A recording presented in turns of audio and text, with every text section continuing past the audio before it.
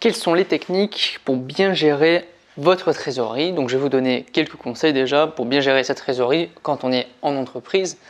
Donc peut-être que vous allez avoir un problème de trésorerie à résoudre dans le cadre de votre exercice. Et justement, à la fin de votre exercice, on vous demandera peut-être justement quelles sont les solutions possibles et envisageables pour cette entreprise. Donc déjà, pourquoi est-ce que c'est extrêmement important d'avoir une bonne gestion de trésorerie? Donc déjà, cette trésorerie qu'on a ici, la trésorerie de l'entreprise qui est sous forme de liquidité, donc soit sous forme de billets de banque, enfin de billets, de pièces de monnaie par exemple dans la caisse enregistreuse, mais aussi sous forme de compte bancaire, donc avec les différents comptes que l'entreprise dispose. Donc cet argent, il doit servir déjà à financer le cycle d'exploitation normal de l'entreprise, ce qui est tout à fait normal. Donc le fait de pouvoir acheter la marchandise, de pouvoir payer ses fournisseurs, de pouvoir payer sa masse salariale, donc ses salariés, de pouvoir acheter tous les biens et tout ce qu'on a besoin justement pour faire fonctionner l'entreprise normalement, de payer ses charges, etc. Donc déjà cette trésorerie, elle doit permettre de financer tout ça. Et elle doit permettre, bien sûr, elle est alimentée aussi par les ventes de marchandises, encore heureusement. Donc le but c'est d'avoir justement de l'argent disponible au maximum, donc sur un compte bancaire ou en caisse tout simplement, parce que sans cet argent là on peut ni acheter, ni payer ses salariés, ni faire quoi que ce soit, ni emprunter. Donc c'est vraiment le nerf de la guerre pour toute entreprise, c'est d'avoir suffisamment de trésorerie pour éviter de mobiliser justement des découverts, de faire des prêts, d'avoir plein de taux d'intérêt à rembourser, des agios, donc des découverts qui peuvent représenter à la longue vraiment un poids extrêmement important et lourd pour les entreprises. Le problème, c'est que sans argent aussi, on est dans une société quand même assez capitaliste, c'est-à-dire qu'on a besoin d'argent de toute façon pour fonctionner, pour vivre, pour faire fonctionner une entreprise, et donc sans argent, c'est fermeture immédiate de l'entreprise. Alors c'est pas parce qu'elle est dans le négatif qu'elle va fermer, mais par contre si elle est systématiquement dans le négatif, au bout d'un moment, si elle va être au bout d'un surendettement, par exemple, c'est mort, l'entreprise ferme. Donc, deux éléments essentiels du coup à prendre en compte, c'est qu'il faut analyser du coup ses recettes, donc ses sources d'encaissement, et ses dépenses, donc ses sources de décaissement. Donc dans les sources d'encaissement, bien sûr, vous avez les ventes qui représentent la plupart justement des sources d'encaissement pour tout magasin. Ça peut être aussi la vente des productions si vous êtes un producteur. Il y a les créances clients, donc c'est-à-dire ce sont tous les délais de paiement accordés au client, donc au bout d'un moment il va bien entendu payer.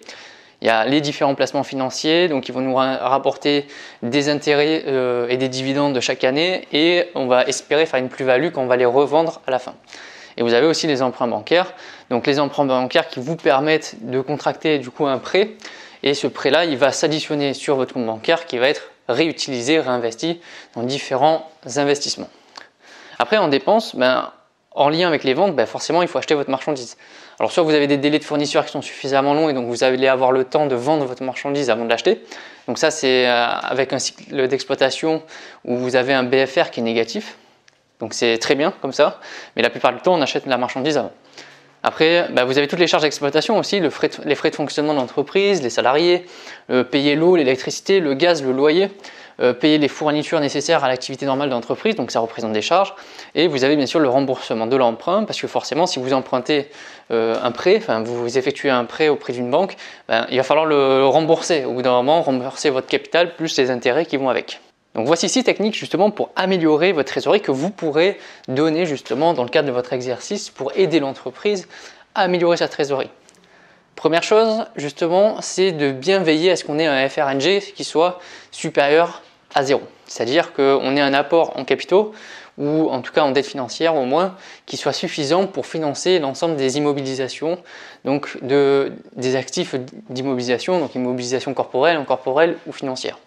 C'est la première chose, parce que souvent quand on part directement avec un FRNG négatif, donc un déficit structurel, on se retrouve en difficulté parce que le BFR souvent il ne va pas dans le bon sens non plus, donc ça risque d'être compliqué. Donc de base, si on a un FRNG qui est suffisamment élevé, ça pourrait compenser le besoin en fonds de roulement.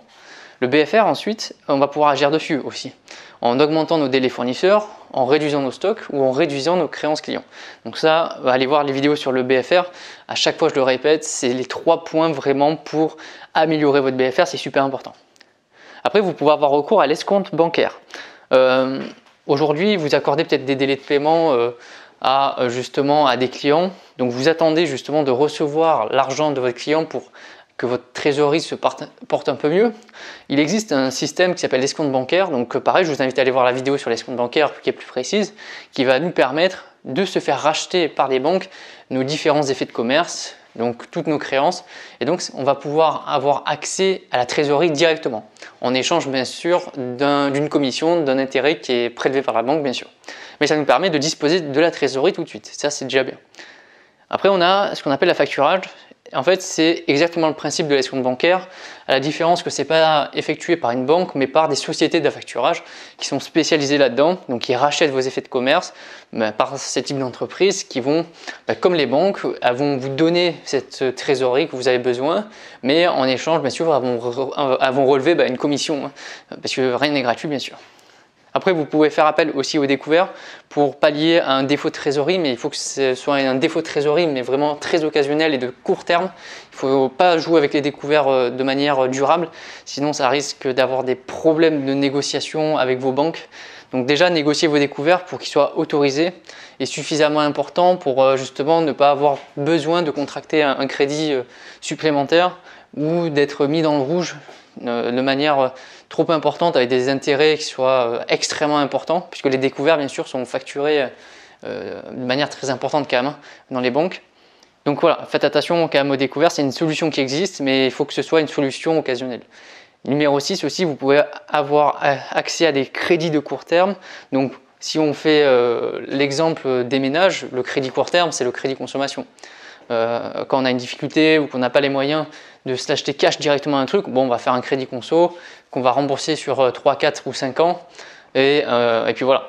Donc bon, bien sûr c'est ce genre de choses que moi je ne privilégie pas parce que je ne suis pas trop pour le crédit conso parce que c'est une source d'endettement, mais c'est pareil pour les entreprises, quand vous avez un problème, vous pouvez faire un petit crédit court terme, ça va vous enlever une épine du pied, ça vous permet de garder une trésorerie positive et donc en attente justement de recevoir tous nos paiements et de vendre notre marchandise et donc d'avoir un BFR qui va aller dans notre sens en quelque sorte.